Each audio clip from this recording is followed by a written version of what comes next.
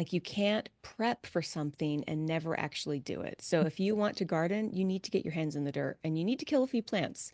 Or if you want to ferment, you need to make some slimy onions every now and then. Or you need to have something, my husband got he didn't turn you have to burp the ferments, which means you open them and you pop it a little and let some air out. And so I went away for a weekend and Gosh, he texted me and he's like, plastic glass everywhere.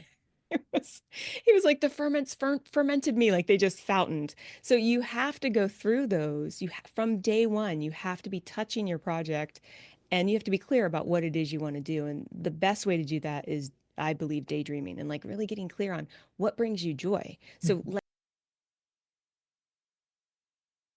This episode of Grounded in Maine is sponsored by ESG Review. ESG Review magazine is published quarterly in February, May, August, and November and is available for free in print and digital formats. ESG Review is devoted to environmental, social, and governance strategies, technologies, and investments. ESGreview.net is updated every Wednesday with 8 new stories and is home to feature articles, news items, and more.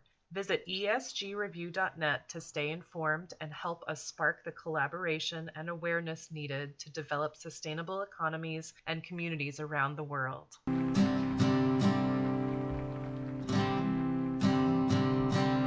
There's a place where there's no trouble, no more pain, no more struggle.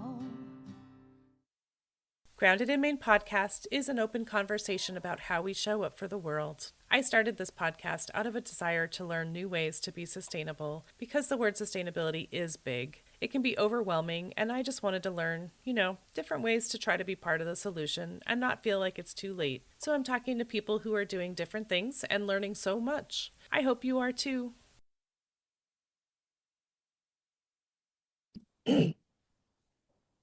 Hi there. Thank you so much for listening to Grounded in Maine today. My name is Amy Fagan, and my guest today is Elizabeth Bruckner.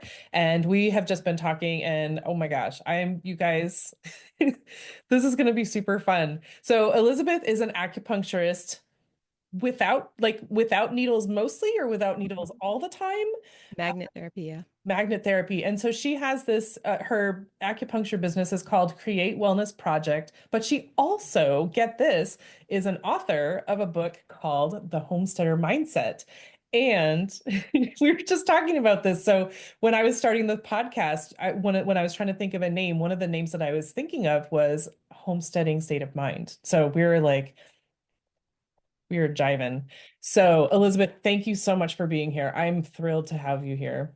Me too, Amy. I think I just met a new best friend. We're going to talk all things homesteading Use and acupuncture for sure. and acupuncture. But I just want to, before we get too caught up, one of the things that you said in your guest form was that simple small changes can lead to an incredibly connected life. And that just sounds so powerful to me. I mean, that just really hit me hard because people think of changes as like needing to be this big thing. And you're saying it doesn't Absolutely. to make a big difference. I know I hear people say, if you just change your direction like a cent, just a tiny, tiny bit. But if after a while you can see that it's a big difference. So you want to talk about that a little bit? Absolutely. And I love what you just mentioned. It's actually like some scientific proof. If you go off course 1 centimeter if you keep walking in, 2 days, you're going to be miles away from your trajectory. And that sounds really scary, except if you're on a course and you want to get away from that trajectory and you make just a little hairline change, you can end up somewhere quite remarkable with just tiny habits and tiny systems. So, right before we were talking about this, you said everyone has a turning point. And I think that for me, I had always been someone that did really well with systems. My brain works really well with habits. And so I would often get a lot of things done, but I didn't have the habit of self care. Hmm. And so I would burn out. So I'd get really excited. I'd teach people stuff and then I would burn out. And so in Guilty. my fifth in my 50s, I learned that too. So what I what I realized with my patients and also with myself is that if we can just start creating tiny routines that will change the trajectory, you can you can overhaul your life in with seemingly little effort. That's the most important thing because a lot of people are exhausted and they don't have enough time and they can barely get food in their bellies, Right. and get to sleep at a time where they won't wake up with a migraine headache because they didn't get enough sleep. And they want me to tell them to make a change. You Well, want if me they to just, add something? Excuse yeah, me? I don't have time for that. that's right. We don't have time for that. And so I think my biggest aha moment was when I started learning languages in my 40s. And that's, again, people are like, oh, I've always wanted to learn a language, but I never could, blah, blah, blah. I met this polyglot online, who I eventually ended up working for, Benny Lewis of Fluent in 3 Months. And he was teaching people how to get to a conversational level of fluency in 3 months. That's insane. So, as per usual, I was like, let me jump in and try. And what I did was I learned about the art of learning. I learned about the art of creating a new lifestyle, and I did it in very, very simple ways. And some of the books that I read, like Atomic Habits, and another language learner gave me, Charles Duhigg wrote a book. I think it's The Power of Habit. And it was just like preaching to the choir. I was so excited to hear these things because I was doing some of them already Mm. and I was learning from them. And then I went on to teach people how to learn languages. I coach them, I'm not a teacher. Like, I won't teach you the grammar. You do not want my French grammar, but I teach you how to create those dreams. And then when the pandemic hit, I panicked because I didn't realize how fragile our food system was. And my husband said, why don't we try growing food in the backyard? And I said, sweetie, do you know who you're talking to? Like, do you remember who you married? Like, I'm the girl that goes to, this was me 5 years ago. I would go to the garden store and I would say, please, can you give me something that won't die? And then I would promptly bring it home and kill it. It didn't matter if it was in shade, it didn't matter. And I have a cement backyard that surrounds a pool. Like, nothing was growing. It was, Southern California heat on top of cement, on top of water. It was bad. And still, I knew that the prescription for anxiety is action. And Mhm. so, if we have some listeners out there that are suffering right now and they're like, I'm so filled with anxiety and worry, and I can't do anything to change that, one of the best things to do is just take a little tiny bit of action. And so, um, I started looking at YouTube and doing what I did with language learning for homesteading.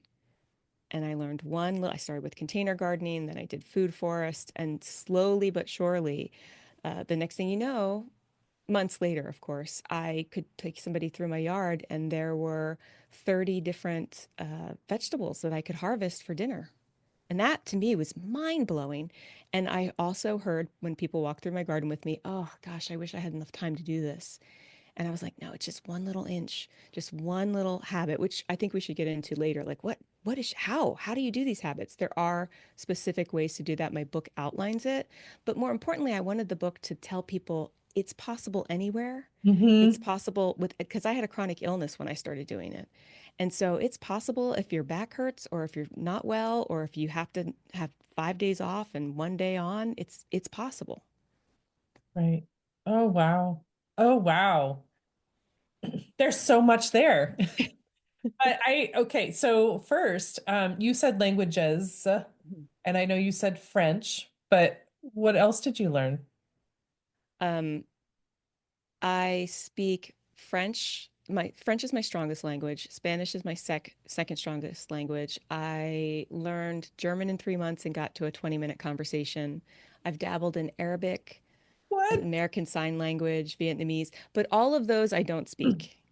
French and Spanish, those I can get by. And my Spanish, I've got a very Southern California American accent, but Wow. people can understand me and I can often understand them, which is really the goal. Yeah. Well, and so often they're like that she's making an effort. Like we gotta give her some Yep. points, man. That's amazing. So you learned all those languages after taking that 3 month course with that Benny guy? Yeah, he now he has a course, it's a boot camp, but Fluent in 3 months basically just had blogs, and I just did what he said. And one of the things he said, which I think will relate to homesteaders as well, or wannabe homesteaders, is you have to speak from day one. Like you can't prep for something and never actually do it. So if you want to garden, you need to get your hands in the dirt and you need to kill a few plants. Or if you want to ferment, you need to make some slimy onions every now and then. Or you need to have something, my husband got he didn't turn you have to burp the ferments, which means you open them and you pop it a little and let some air out. And so I went away for a weekend and Gosh, he texted me and he's like, plastic the glass ferment, everywhere. he was like, the ferments fermented me, like they just fountained. So you have to go through those. From day one, you have to be touching your project and you have to be clear about what it is you want to do. And the best way to do that is, I believe, daydreaming and like really getting clear on what brings you joy. So languages, for the first time in 40 years, which is really sad, it was the first project that I did purely for pleasure. And it ignited me. It ignited my creativity. I was like, this is amazing. I can love what I'm doing. Like I don't have to do everything doesn't have to feel like a sit up. And homesteading can also feel there could be immense joy and delight in homesteading because there's many spokes to the homesteading wheel. Mhm. So you get to pick what you love. Like French grammar, I'm not so into it. So when you talk to me, I don't do a lot of work with French grammar because it's not what floats my boat. With homesteading, I at this time my dog would eat my chickens and my backyard is too small. So I'm not doing chickens, and I never will probably ever make sourdough bread. I know that's like a terrible secret because all homesteaders make sourdough bread, but I have a baker that makes 48-hour fermented, and why would I do that? So Right. you find the delight, what makes you happy, and start there. Hmm. Oh my gosh, that's so funny. I just fed my starter before we did this, but I have yet to make a loaf of yeast bread, sourdough bread, any yeasty rising bread. I cannot do it. Really? I cannot. I've tried so many times and it always I get bricks every single time and it's so frustrating. And then the waste of food, it just stresses me out so much. But I'm trying again. Good. I'm working on English muffins is my new thing. I can Ooh, do English muffins. Okay. They're not like I don't think I would charge money for them, but they're totally edible and they hold the butter and they're hearty and but that's it so far. it's all about holding the butter, Amy. Right? I know. Nothing else matters but the butter. If it's a vehicle for butter, it works. And homemade butter too. And have you made homemade butter? Yeah, that's what I'm putting on my English muffin. Oh, It's, I'm I mean, salivating. just like you, it's a process, like a little bit Mhm. at a time. Like Right. I'm just working on, I started making butter when I moved here and I made like beeswax wraps and I made, stuff like I'm just playing Hmm. and it's super fun. And it's, when it fails, it's really hard, but um, you don't learn if you don't do it, right? You don't learn if you don't do it. You really don't. Anyway, so Homesteader Mindset is your book, and you're talking about exactly this. Yes. So I take three different groups of people, characters, a young woman in her 20s in an urban area, a married couple with kids in a suburban area, and a retired couple in a rural area. And I explain how they went from knowing nothing about homesteading to having a homesteader mindset. And in most cases, like the retirees in the book, didn't even know that they were homesteaders. I didn't know I was a homesteader until I started looking up how to ferment stuff. And I'm like, oh, what are all these? What's homesteading? What is that? Am I a pioneer woman? Like, what is that? And so this book explains, we're using story to teach people how to create a homesteader mindset because I think that for me, I really learn better with story. A lot of people enjoy story and you can relate to the characters. I'll probably use these same characters for the next book, which will be about a kitchen revolution, like Mm. really creating systems because people don't know how to cook. Yep. You had mentioned earlier, like, I might describe you as crunchy. You might have been crunchy for a while. This is pre-podcast for the listeners that are like, did I miss that? Did I go too fast? And yes, I have been very crunchy. I mean, I have a master's degree in Oriental medicine and acupuncture. Like Right. that's pretty crunchy, herbs Yeah. and however, I had some blind spots, and one of them was I didn't cook. I thought it was cute that I didn't cook. because I was an intelligent career woman. And, I'm going to buy the all organic stuff at the store that has the cute happy cow and the, pretty little pastel colors and all the ingredients look great. And that caused me to get really sick because there were seed oils in it. It was processed, highly processed. And so when I think about where my turning point was from being like, when did I go from crunchy to crunchy? It it's funny how you can have blind spots and be a practitioner and say, it's important for us to have good food. And then I'm coming home and I'm not cooking myself. I do know how to cook now, but 5 years ago, 6 years ago, I didn't know how to bake a chicken. Right. Well, there's so many. I'm struggling with things like this. I mean, I cook all the I live alone. I have nobody else is cooking for me, but and there's nothing here that's not fried. But there are so many. I have this like lack of balance in my life. Like Hmm. I can imagine in your mind you're like, that's not my it's James Clear that says your zone of genius, right? I don't know. That's probably from a book I haven't Maybe read, it's but I like maybe it. it's someone else, but like your zone of genius. So like focus on what you're good at Yes, and let someone else focus on what they're good at. If someone else is really good at cooking and you like to eat but not necessarily cook, you know, that works, right? But then at the same absolutely. time, like with podcasting, for me, I'm like, I am not a tech person. Here I am doing this, but I'm like, I screw up all the time, but I want to understand how all the things work because people are Hmm. like, you can hire an editor, you can hire blah, blah, all these people. I'm like, yes, I could, but what if something happens? I'm like totally lost. Like, I want to know how it works. I'm probably not going to do it great, but but Yes, you don't get better if you don't practice. you don't get better if you don't practice. And cooking doesn't have to be your circle of genius. Mm, It can just be, you can just get by with bare bones and have really good food. And I think that I thought you had to spend hours in the kitchen, you had to make my husband loves French food. That's not happening. I'm not reducing any wine into a sauce. Like there's no wine reduction sauce for me. It's, I keep it very simple and delicious, right, but real food. And I really focus on creating what I would consider the original fast food. So a baked chicken, for example, right? You get like 4 meals out of that. You can have chicken, like which is delicious, with a side of veggies and maybe a carb. And then you can have a chicken sandwich with put a little cheese on it, mustard, and then you can have chicken salad, you cube it up. And then lastly, you can throw it in the pot and make a very easy soup.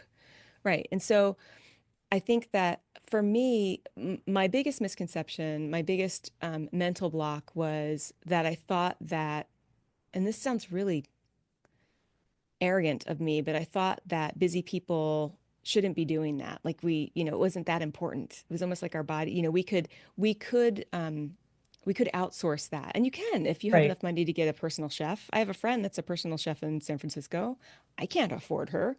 And I also don't know if I want somebody in my house, every 3 days cooking my food, but you could do that, or you can get now they have things that you can get them shipped to you and they're already cooked and all that stuff. But those are highly expensive. They're not as convenient as they say they are.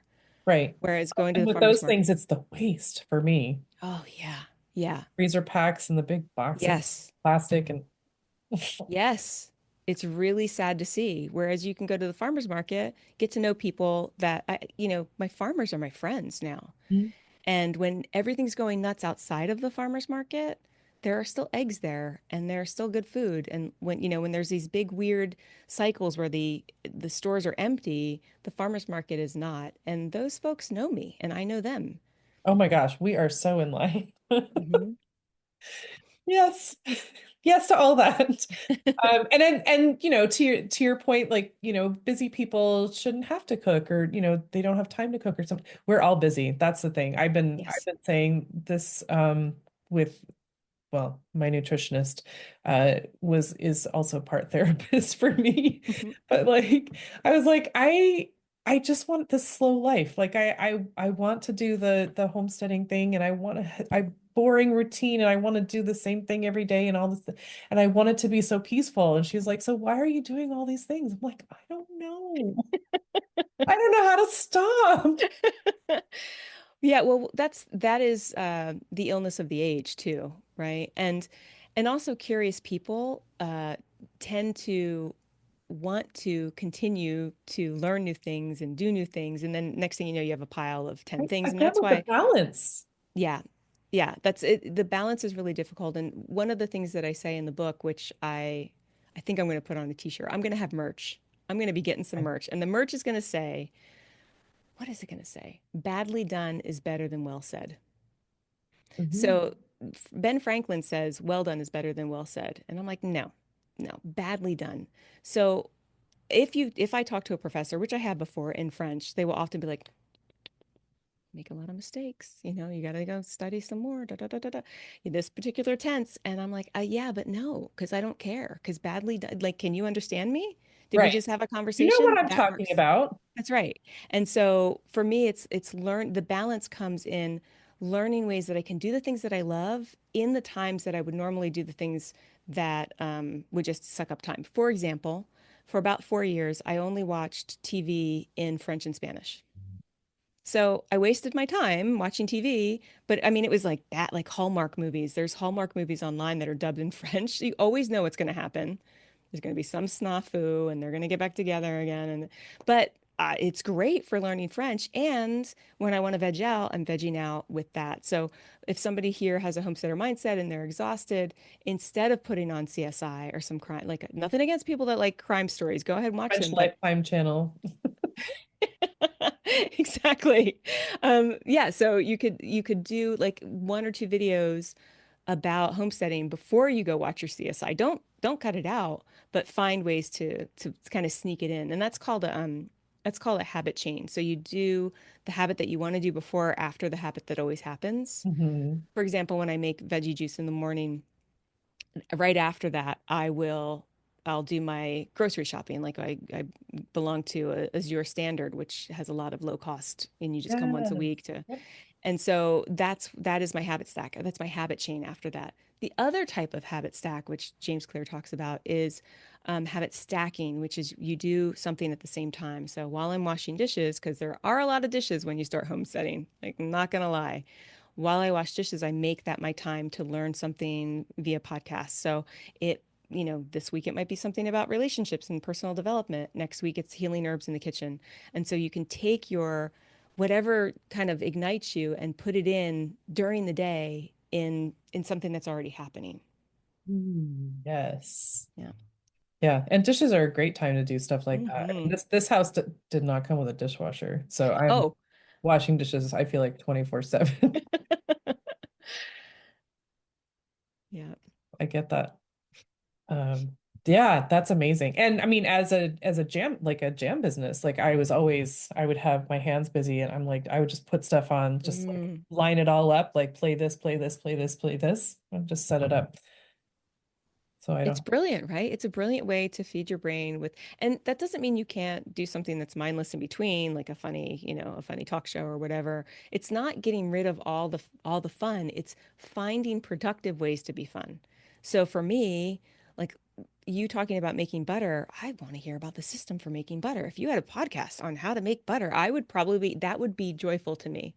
And so we find the things that ignite our curiosity and give us joy.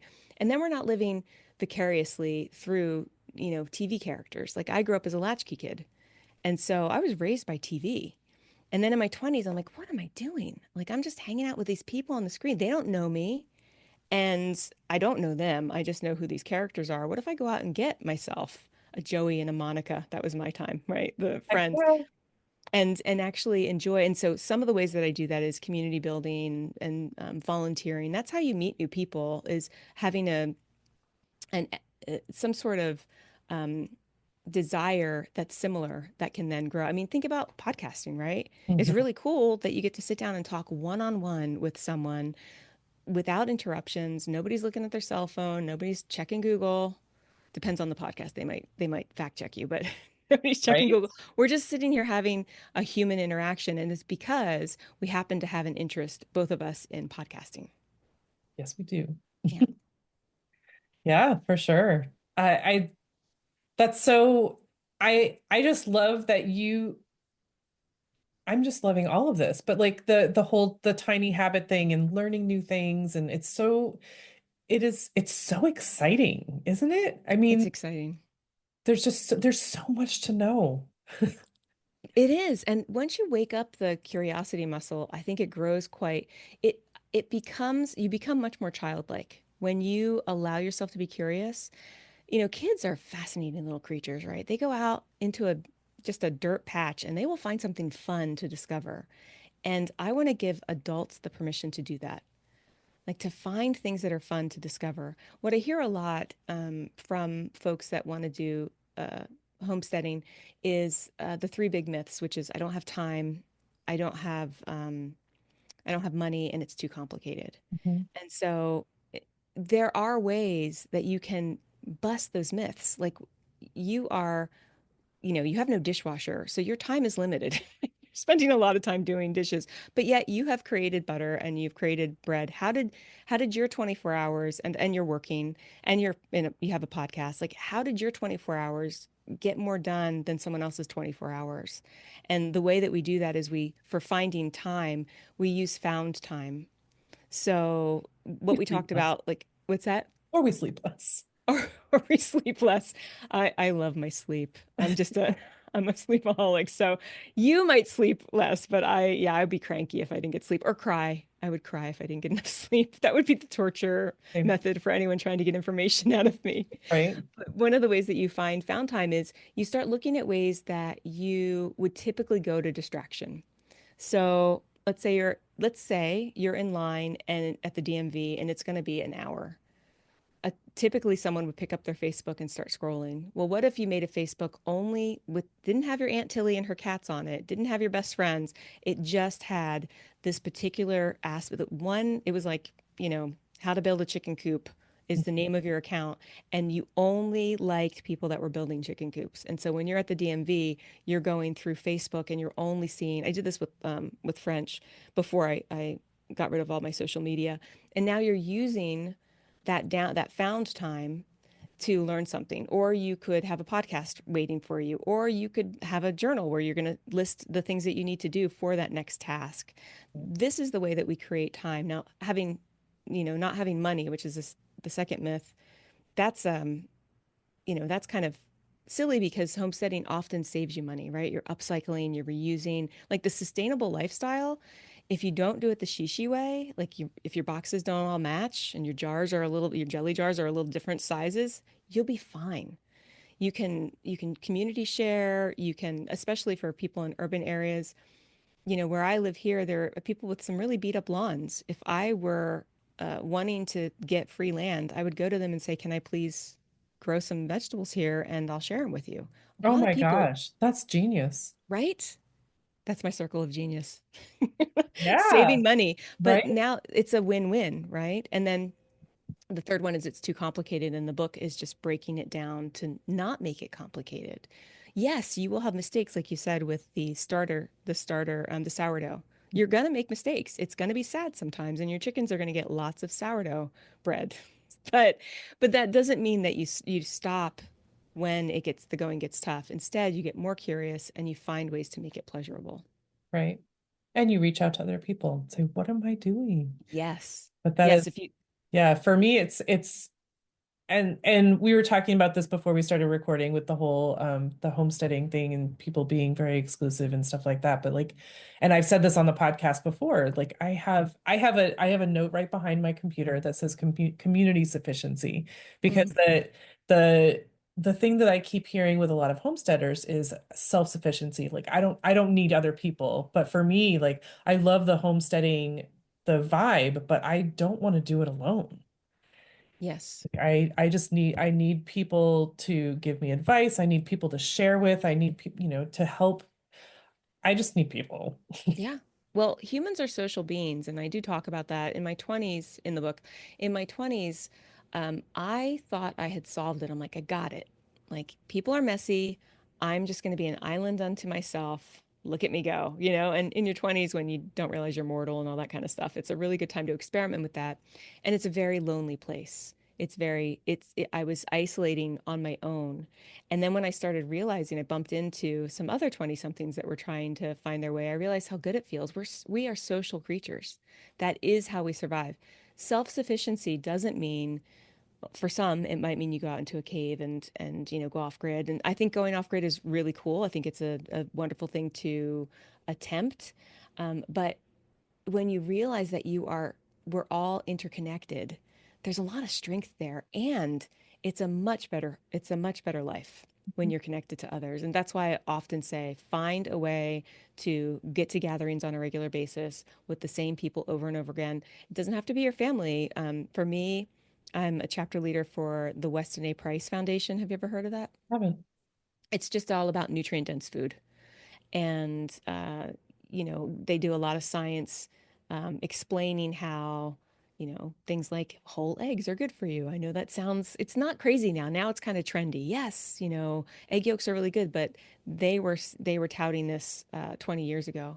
Hmm. And so now I get to meet other people. I make a space for people to all connect and talk. We bring potlucks and we talk about food and we talk about holistic health, and we do that once a month. And if I didn't show up, but I got invited to be one of the co-leaders, but if I didn't show up and help this group occur, it wouldn't occur. So you have to create your own spaces for it. And then, just going around with other people and giving them hugs and seeing someone nod their head or laugh with you or nudge you or, you're helping each other bring stuff in. All of those things are so healthy for your immune system. Mm. Number one, you're increasing your microbiome, right? Because you're sharing microbiome with other people, and then you're sharing your fermented products, which is sharing more microbiome. So, or good, happy microbes. And So then like there's dopamine too, like, right? yes, Being together with other people. Yeah. so important, so important. And so a lot of times I will say that there is a strong connection between homesteading because it's a very mindful life. It's about self-sustainable living, but also mindfulness and mental health, right? You're getting more movement than most people do. You definitely, if you're in with the right homesteading crowd, you're connecting, as a community, and you're also feeling a sense of empowerment, which I think is medicine for hopelessness, Oh, right? That was the whole point of I needed ginger and garlic. And so when I was able to grow ginger and garlic, you better bet I did an Irish jig. I was like, I can do it. Look at what I can do. But I needed help from others in order to do that. yeah, for sure. Oh my gosh.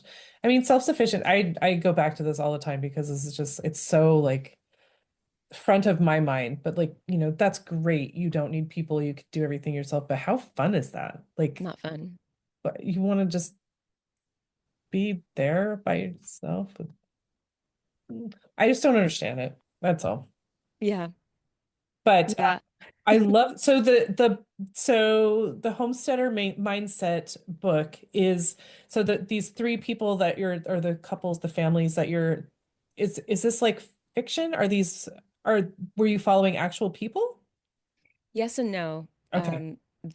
Some of the experiences are my own. Okay. So a few are autobiographical. Some are from people that I know, and some are from experiences that I've read about. Okay. Yeah. So I think my the retired couple, I named their dog after my mom and dad's dog. That's like, and there's like a few hat tips to people that I know, but mostly it was I was watching people change their lives in little tiny ways and make incredible changes. And I used their examples in my book. I love it. Oh my goodness. And do you want to talk about your acupuncture practice a little bit? Sure. So my acupuncture practice is online. I did have a low cost acupuncture clinic years ago and closed it, um, It's sold it. online? Sorry. It's online. Yeah, it's online. I do online. You get some magnets and then we sit down for a consultation and then I treat you based on your points, the points that need to be treated. And it's remarkable because telemedicine has really it's grown in leaps and bounds and it's become more accessible. And you would think that acupuncture is not something that you do. Sometimes I do refer people to my husband's clinic, Green Jade Acupuncture in Orange, California, when they need acupuncture, like they actually need especially for pain, like physical pain. A lot of times it you just get a stronger, but for um, stress-related illnesses, chronic illness, anxiety, depression, post-traumatic stress disorder, those things actually do fairly well with, and even I've had some patients do well with infertility in online sessions. Oh, It's just interesting. wild. It's wild what the body can do. If you give the body the right signs and kind of help it along, it's amazing how it can heal on its own if we just help it a little bit. Mm, yeah, I hear that. My goodness. This is I just love this. This is so fun. And I need to I'm gonna need to reach out to you outside of this. But so I think that I mean, so just going back to, what you had said in the guest forum, simple, small changes can lead to an incredibly connected life. And everything that you are doing comes back to that, which is so amazing. Like, I feel like, I like for me, I have jam business, I have podcast, I have work, like I have all these things. And do they really connect? I don't know. But like everything you're doing is so connected. And I love that. Like Yeah, you, that was like, accidental. it was. It was. It was completely accidental. It's just that, and I think as you get older, your brain, one of the beautiful things about becoming older is you're able to see patterns. So it was accidental, and then I was like, oh, I can use this for this, for this, for this. And so it just happened. Yeah. I would love to take credit for it that I'm just such a high level of brilliance that I was like, I will create a universe of my own. No, no, no. But I was lucky because I'm able to see that all my mistakes have taught me wisdom, have given me some wisdom, and from that wisdom, I'm able to share it with others. I think my biggest personality trait, which one of my friends told me, is that when you learn something, you learn it enthusiastically, and then you love teaching it. I love teaching it, and so what better way than to write a book about it because then someone can take their time getting through. Like this book didn't take that long to write, but it took, my 50 years to create from life experience. It's kind of like sitting down with someone and going, I'm going to spell out what took me years to figure out. Right. Well, yeah. I mean, then you're saving other people that painful process. I hope I so. mean, it's so valuable. It's so Yes. valuable, but it just took a long time to get there. And that's, you were saying that now you can see patterns, and I'm just like, man, I can see it's like the hindsight thing. Yes. Oh, yeah, I get that now. If only, Yes, if exactly. only I saw it before and I could skip that. But, there's no reason why we can't help the next person Right. to not have to do that. Everyone doesn't have to suffer. Right. But oh my goodness, I love your vulnerability, and I just love that you're so open to sharing all these things, and that you're so like aware of what you've experienced, and just I mean really the how you realize how valuable what you've learned is for other people. And if of course it's great timing right now with the homesteading talk, Mhm. because with eggs and food and ooh, um but just the timing is just great. I'm just gonna say that. That was also accidental, but I'm grateful for it too, because again, the thing I want to go back to is the prescription for anxiety is action, and Mhm. the prescription for hopelessness is gratitude. And so when we think about, I could easily, and I think, we're women, part of this human existence. There's common humanity in that we have all felt pain. And if we can take that pain and make it useful, it gets us out of the hopelessness of this is, my life stinks and it's just going to stink some more. Instead, it can be, oh, well, I've learned something quite remarkable and I can share it with others and now it has some meaning. Mm, wow. Your sourdough you're going to be changing people's lives once you get it. Someday. Uh, I can't figure it. Like I feel like I want to see someone else do it and see what the actual consistency is, because I'm like, Yes. is it too loose? Is it too thick? I just don't know. Yeah. And that's where I just need some hands-on experience, and my own hands doing it and learning I'm not learning. Yeah. I wish she lived closer because I know someone that she does the little stamps with the leaves on her bread. Like she makes it I fancy. know. I She follow gave me one. all I'm these like, oh my people gosh. on Instagram that do these beautiful flowers and everything. Like, I just want it to be edible right now. But that's beautiful, you guys. And when they do, the like focaccia with the herbs and the Oh, flowers and stuff, and it's so pretty. so pretty. But if I made a lot of sourdough bread, I would be bigger than I am because no one else to eat it. Yeah, I'm right now I'm on something called the GAPS protocol with his gut and physiology syndrome. And there's absolutely, it's very low carb. There's no bread. And so my husband, who can eat, he could eat all of your bread and he would just be skinny, like always skinny. He just has an amazing metabolism. But the same for me. Like when I am able to have bread again, I'm gonna have to be a little careful because right out of the oven is when it gets me most. Oh yeah, the When it's smell spongy. is squishy and Oh yeah. yep. Pretty much that. Yeah, and I mean, I tend to like when I love to bake treats and stuff, but I'm like, I can't ha I live alone. Like I can't have all that here. And when I was in Maine, I would have it. I was unemployed for 3 weeks and I put out a little stand outside and someone stole stuff, but I was like, please buy my stuff. Like I need the money and I can't eat all that. Like Oh, I'm that's baking to really make myself sweet. feel better, but at the same time, like I Yeah. um but when I say the word sustainability, Mhm. Elizabeth, what does that mean to you?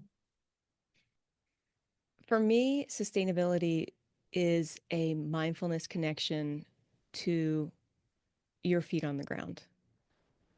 So, of course, it's to sustain, right? To keep life going, but I think it's also a practice of connecting to your environment, to yourself, to your spirit, to your community. I think it's a spiritual practice.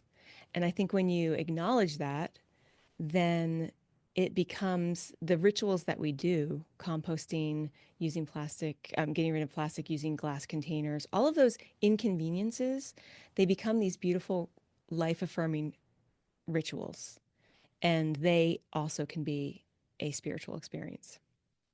I think that's so beautiful. I mean, it makes total sense, especially, I mean, with your connection vibe about you, but like realizing how connected we are to everything. We are part of the earth. The earth is part of us, and we are all a web of connection. Oh, I'm gonna say connection again. But and yes, that because I've had several guests. Well, I had a guest that just really opened my eyes to like finding awe and like the awe of like the connection. Mm-hmm. We need to protect this because we are part of it. And because protecting that will also protect us and it will nourish us. And it's a beautiful cycle. Um, so thank you for that, the spiritual connection. Oh my goodness. And then I know you're not on socials, Elizabeth, but how can people find you? I mean, we want to look up your book, obviously. Yes, please. The Homesteader Mindset is available on Amazon or anywhere you buy books, or you can go to the library and request that they order one for you. You can also reach me at createwellnessproject.com. If you'd like, I have a free gift for our listeners. It's a habit tracker that also explains how to create tiny little steps that will create significant change in your life. And you can get that at createwellnessproject.com/gift, GIFT. Oh my gosh, that's so awesome. That is super helpful. Sheesh. I did not expect that. That's awesome. Because habits are her thing. And Habits she's are going my to thing. share that with everyone. So thank you so much. Thank you, Amy. This has been enlightening and super fun. And I can't even like my eyes twitching, but I'm so glad that we connected. My eye is not twitching, but I'm also glad that we connected. And you're just a very charming host. You make it really easy to chat about all things homesteading. So thank you. And sustainable living. And I'm just really grateful to have met you and have spoken with you today. Yay. All right, Elizabeth Bruckner, thank you so much for all of your wisdom and all that you're doing in the world. I just want to take a second to thank my guest again for speaking with me and sharing such great information. I love having these conversations with folks. I also want to thank Buzzsprout for hosting the podcast, for Jane Bolduck and her music genius, for Becca Coffron and her award-winning artwork. And thank you for listening. I appreciate that so much. Please check out the show notes for any links and extra information. And if you would like to follow my guest and find out more about them, I'm sure they would love the follow. And if you don't mind leaving a rating or review wherever you're listening, and just help to get this podcast in front of new eyes, that would be amazing. I would really love that. And feel free to reach out to me on the socials and let me know what you're thinking. And if you would like to be a guest on the podcast, please let me know that. I would love to have a conversation with you about sustainability. All right. Thank you again. I hope you have a great rest of the week.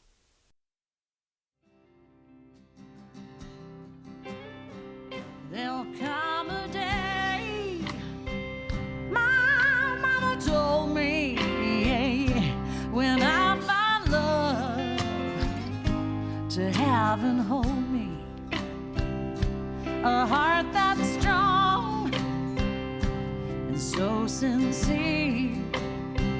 Just tell me, how do I get there from here? Oh, tell me, how do I get there from here? 'Cause here and now I'm so far down that mercy's bound to find me.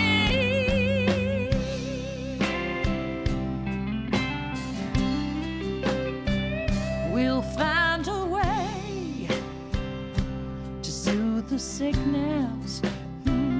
We'll heal the hate with sweet forgiveness. Wages of war will disappear. Just tell me, how do I get there from here? I wonder, how do I get there from here? Yeah, 'cause here and now I'm so far down that mercy's bound to find me.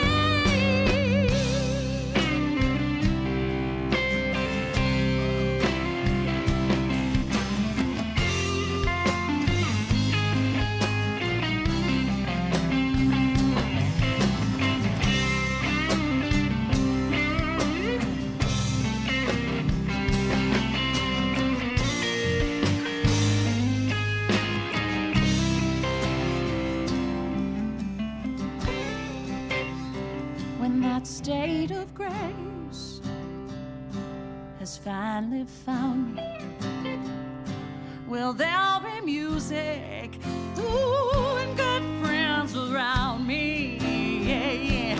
And I'll just smile through happy tears and wonder,